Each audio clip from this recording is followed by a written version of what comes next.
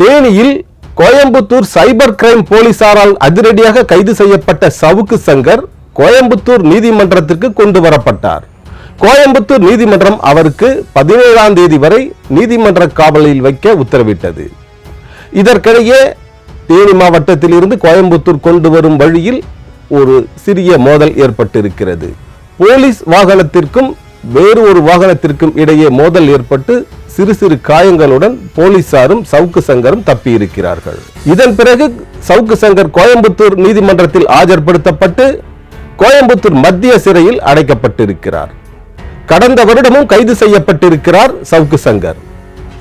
நீதிமன்ற அவமதிப்பு வழக்கில் இவர் கைது செய்யப்பட்டு கடலூர் கேப்பர் குவாரி ஜெயிலில் அடைக்கப்பட்டிருந்தார். பிறகு 3 மாத சிறை தண்டனைக்கு பிறகு உச்ச நீதிமன்ற உத்தரவின் பேரில் அவர் விடுதலை செய்யப்பட்டார். ஆனால் இப்போது காவல்துறையில் பணியாற்றும் உயர் அதிகாரிகள் பற்றியும் காவல்துறையில் பணியாற்றும் பெண்களை பற்றியும் இழிவாக தரைக்குறைவாக பேசியிருந்தார் சவுக்கு சங்கர். அதனால் அவர் மீது பெண் வன்கொடுமை தடுப்பு சட்டம் உள்பட 7 பிரிவுகளில் வழக்கு பதிவு செய்யப்பட்டிருக்கிறது.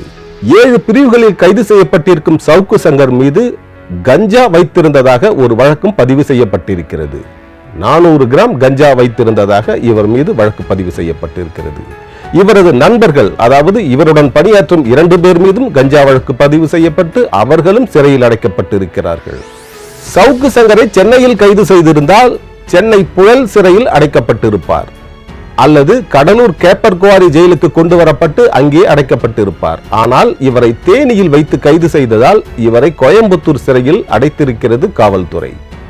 கடந்த முறை கடலூர் கேப்பர் குவாரி சிறையில் அடைக்கப்பட்டிருந்தார் சவுக்கு சங்கர். ஆனால் அந்த கடலூர் கேப்பர் குவாரி சிறையை விட குளுகுளுவென்று இருக்கும் கோயம்புத்தூர் சிறை. ஏனென்றால் கோயம்புத்தூர் மாவட்டம் எப்போதுமே சற்று வெப்பம் தணிந்த மாவட்டமாக இருக்கும். இந்த கோடை காலத்தில் கடலூர் சிறையை விட கோயம்புத்தூர் சிறை சற்று இனிமையானதாகவே இருக்கக்கூடும் சவுக்கு சங்கருக்கு. தமிழக முதல்வர் மு.க. ஸ்டாலின் பற்றியும் அவரது மகன் அமைச்சர் உதயநிதி பற்றியும் பல்வேறு விமர்சனங்களை வைத்திருந்தார் சவுக்கு சங்கர். அது மக்கள் மத்தியிலும் அவரது ஃபாலோயர்ஸ் மத்தியிலும் வரவேற்பை பெற்றது. அதோடு இல்லாமல் தமிழக முதல்வர் M.K. ஸ்டாலின் மருமகன் சபரீசன் பற்றி அமைச்சர் PTR பழனிவேல்ராஜன் பேசியதாக ஒரு ஆடியோ வெளியிட்டார் சவுக்கு சங்கர். இந்த ஆடியோவும் தமிழகத்திலும் இந்திய அளவிலும் பெரும் பரபரப்பை ஏற்படுத்தியது. மேலும் தமிழக முதல்வர் மு.க. ஸ்டாலின் மனைவி துர்கா ஸ்டாலின் பெயரில் நடத்தப்படும் தண்ணீர் பாட்டில் கம்பெனியின் நடவடிக்கைகள் பற்றியும் விமர்சித்திருந்தார் சவுக்கு சங்கர். அது பற்றி பல தகவல்களை அதிரடியாக வெளியிட்டிருந்தார். இப்படி தமிழகத்தில் பல்வேறு விமர்சனங்களை செய்திருந்த சவுக்கு சங்கர் மக்கள் மத்தியில் மிக பெரும் வரவேற்பை பெற்றிருந்தார். சோசியல் மீடியாக்களில் ஒரு ஹீரோவாக வலம் வந்து கொண்டிருந்தார் சவுக்கு சங்கர். இப்படி வலம் வந்து கொண்டிருந்த சவுக்கு சங்கர் தான் இப்போது கைது செய்யப்பட்டிருக்கிறார். இதற்கு காரணம் எல்லை மீறி இவர் விமர்சனம் செய்ததுதான். குறிப்பாக தமிழக காவல்துறை அதிகாரி பற்றி மிக மோசமான வார்த்தையில், தரம் கெட்ட வார்த்தையில் பேசியிருந்தார் சவுக்கு சங்கர். அதோடு இல்லாமல் காவல்துறையில் பணியாற்றும் பெண்கள் பற்றியும் இவர் தவறாக விமர்சனம் செய்திருந்தார். எல்லாம் woman constable, woman sub inspector, woman டிஎஸ்பியாவும் லவ் பண்றாங்க, சபார்டினேட்ஸா லவ் பண்றாங்க. என்ன அழக பார்த்தா இவன் கூட அட்ஜஸ்ட் பண்ணிட்டு இருந்தானா நல்ல போஸ்டிங் கிடைக்கின்றது தானே. உன் வீட்டில் வேலை செஞ்ச டிரான்ஸ்ஜெண்டர் உன் பேரை என் நெஞ்சில் பச்சை குத்துது. அவ்வளவு பெரிய போலீஸ் அதிகாரி நீ இவனே ஒரு பொறுக்கி. இவையெல்லாம் ஒருபோதும் ஏற்றுக்கொள்ளக்கூடியதல்ல. இவை மிகவும் கண்டிக்கத்தக்கது. சவுக்கு சங்கரின் இந்த வார்த்தைகள் கண்டிக்கத்தக்கது.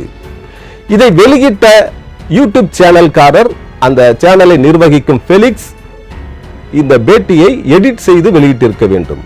ஆனால் எந்த தார்மீக பொறுப்பும் இல்லாமல் ஃபெலிக்ஸ் இந்த வீடியோவை அப்படியே வெளியிட்டிருக்கிறார். இதனால் தான் இப்போது சவுக்கு சங்கருக்கு இந்த நிலை ஏற்பட்டிருக்கிறது.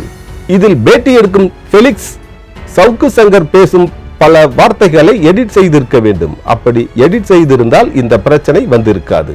பேட்டி கொடுக்கும் பலர் உணர்ச்சி வசப்பட்டு பல்வேறு கருத்துக்களை கூறிவிடுவார்கள். சட்டத்திற்கு புறம்பான கருத்துக்களும் அதில் வந்துவிடும்.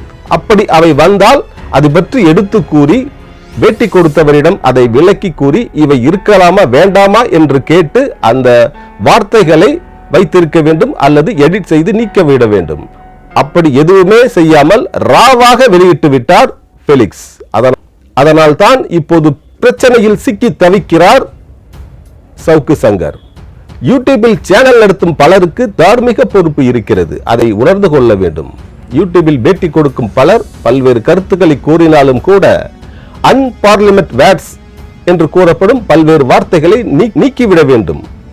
அதுதான் இப்போது சவுக்கு சங்கருக்கு ஏற்பட்டிருக்கும் இந்த நிலைமைக்கு காரணம். தமிழக அரசையும் திமுகவையும் கடுமையாக விமர்சனம் செய்து கொண்டிருந்தார் சவுக்கு சங்கர்.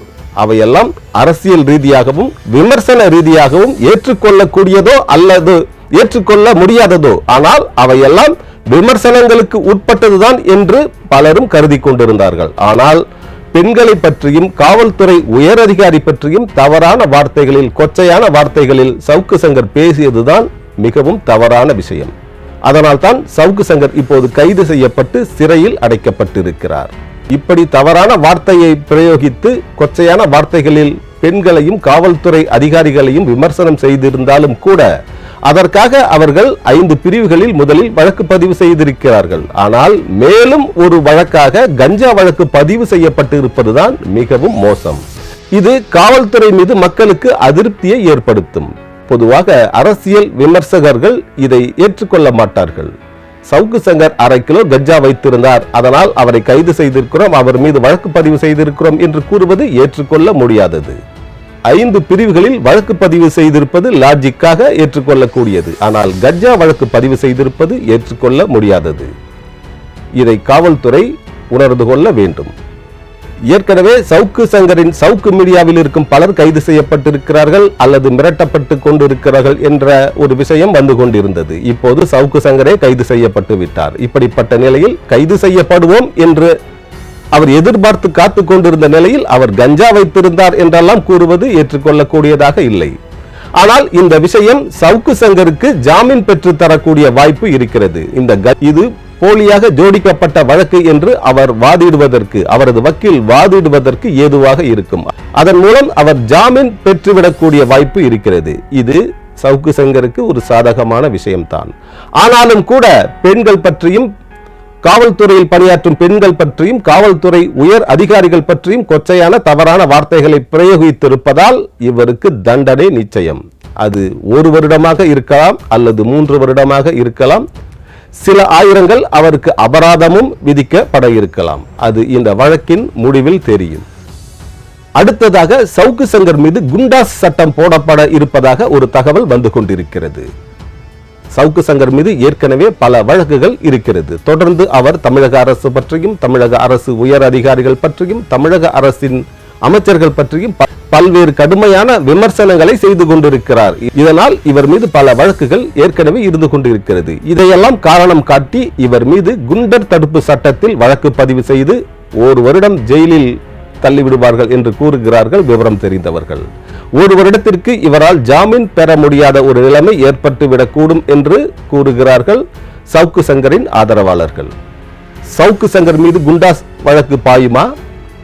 சவுக்கு சங்கர் மீது போடப்பட்டிருக்கும் கஞ்சா வழக்கு என்னவாகும்?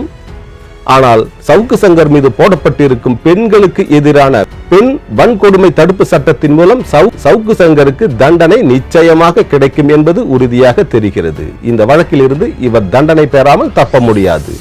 அடுத்து ஒரு நல்ல வீடியோவில் உங்களை சந்திக்கிறேன். சித்தார்த் விஷன் சேனலை சப்ஸ்கிரைப் செய்து கொள்ளுங்கள். இந்த வீடியோ பிடித்திருந்தால் உங்கள் நண்பர்களுக்கு ஷேர் பண்ணுங்கள், லைக் பண்ணுங்கள், கமெண்ட் செய்யுங்கள். சித்தார்த் விஷன் சேனலை சப்ஸ்கிரைப் செய்து கொள்ளுங்கள். பக்கத்தில் உள்ள பெல் பட்டனையும் மறக்காமல் கிளிக் செய்து கொள்ளுங்கள். அதை தொடர்ந்து வருகிற ஆல் நோட்டிபிகேஷன் பட்டனையும் மறக்காமல் கிளிக் செய்து கொள்ளுங்கள். இந்த வீடியோ பிடித்திருந்தால் உங்கள் நண்பர்களுக்கு ஷேர் செய்யுங்கள், கமெண்ட் செய்யுங்கள்.